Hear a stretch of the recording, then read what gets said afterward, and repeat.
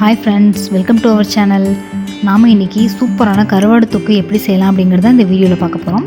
வாங்க வீடியோக்குள்ள போலாம். இப்போ நம்ம தொக்கு செய்யிறதுக்காக ஒரு சில்வர் pan எடுத்துர்க்கேன். அதில ஒரு 3 டேபிள்ஸ்பூன் ஆயில் சேர்த்துக்கங்க. நான் நல்லெண்ணெய் சேர்த்துக்கிறேன். நீங்க எந்த எண்ணெய் வேணாலும் சேர்த்துக்கலாம். நான் இப்போ இதில ஒரு டேபிள்ஸ்பூன் வந்துட்டு கடுகு சேர்த்திருக்கேன். கடுகு நல்லா பொரிஞ்சதுக்கு அப்புறமா ஒரு 1/4 டீஸ்பூன் வெந்தயம் சேர்த்துக்கலாம்.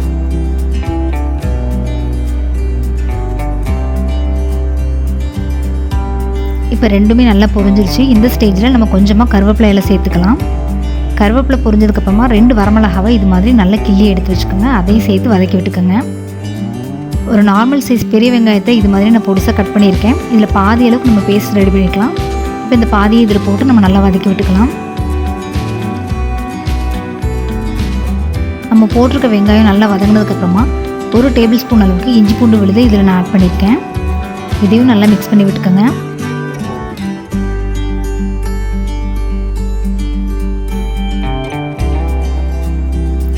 ஒரு 2 நிமிஷம் கழித்து நாம் இதில் அரைச்சி வச்சுருக்க ஆனியன் பேஸ்ட்டையும் ஆட் பண்ணிடலாம்.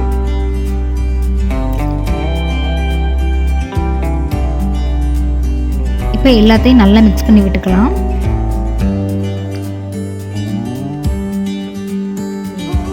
இது மாதிரி லைட்டாக பபிள்ஸ் வரட்டும். ஒரு நார்மல் சைஸ் பெரிய தக்காளியை இது மாதிரி நான் பேஸ்ட் ரெடி பண்ணி வச்சுருக்கேன். இதையும் இதில் ஆட் பண்ணிக்கலாம். இப்போ எல்லாத்தையும் நல்லா மிக்ஸ் பண்ணி விட்டுருங்க.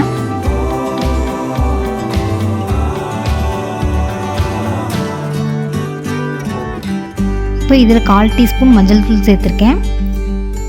1 டீஸ்பூன் மல்லித்தூள் மிளகாய் தூள் சேர்த்துக்குங்க.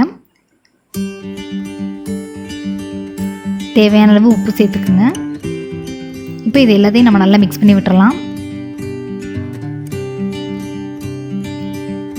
இப்போ நம்ம மசாலாவோட பச்சை வாசனை எல்லாம் போனதுக்கப்புறமா ஒரு 1/2 லெமன் அளவுக்கு நான் புளியை எடுத்து கரைச்சி வச்சுருக்கேன்.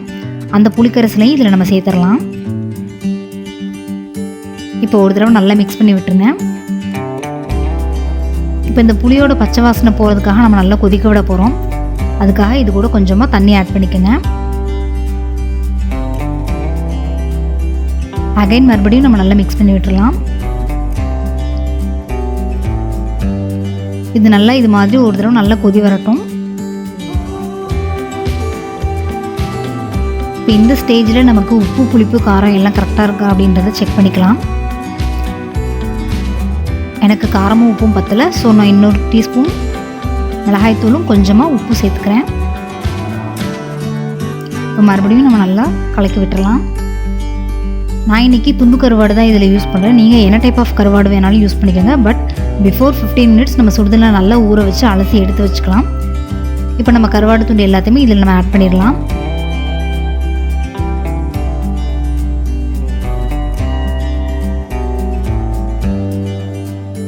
ஒன் டைம் நல்லா மிக்ஸ் பண்ணி விட்டுருங்க. நம்ம ஊற்றி இருக்கிற தண்ணி எல்லாமே நல்லா வற்றி வரணும். அப்போ தான் நம்மளோட தொக்கு வந்து நல்லா டேஸ்ட்டாக இருக்கும். பாருங்கள், இந்த மாதிரி இருக்கணும். தண்ணி எதுவுமே இல்லை. நம்ம ஊற்றி இருக்கிற எண்ணெய் மட்டும்தான் மேலே நல்லா பிரிஞ்சு வந்திருக்கு. இந்த ஸ்டேஜில் இன்னும் கொஞ்சம் டேஸ்ட்டாக இருக்கணும் அப்படிங்கிறதுக்காக நான் கொஞ்சமாக தேங்காய் பால் ஆட் பண்ணுறேன்.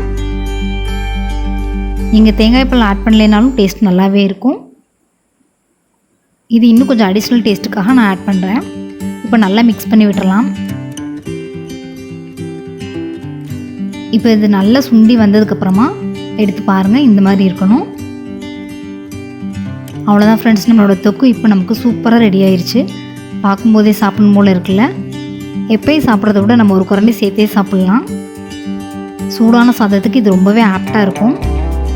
நீங்களும் உங்கள் வீட்டில் ட்ரை பண்ணி பாருங்கள். எப்படி இருந்துச்சுன்னு கண்டிப்பாக கமெண்ட் பண்ணுங்கள். வியூஸ் வருது, ஆனால் நீங்கள் சப்ஸ்கிரைப் பண்ண மாட்டேங்கிறீங்க. மறக்காமல் சப்ஸ்கிரைப் பண்ணுங்கள். எவ்வளோ சூப்பராக நமக்கு ரெடி ஆகிடுச்சு பாருங்கள். இந்த வீடியோ உங்களுக்கு பிடிச்சிருந்துச்சுன்னா லைக் பண்ணுங்கள், ஷேர் பண்ணுங்கள், கமெண்ட் பண்ணுங்கள். மறக்காமல் நம்மளோட சேனலை சப்ஸ்கிரைப் பண்ணுங்கள். பக்கத்தில் இருக்க பெல் ஐக்கானை கிளிக் பண்ணுங்கள். அதில் ஆல்ங்கிற நோட்டிஃபிகேஷன் இருக்கும். அதையும் கண்டிப்பாக கிளிக் பண்ணிக்கோங்க. அப்போ தான் நம்மளோட வீடியோஸ் எல்லாமே உங்களுக்கு நோட்டிஃபிகேஷனாக வரும். தேங்க்யூ ஃபார் வாட்சிங்.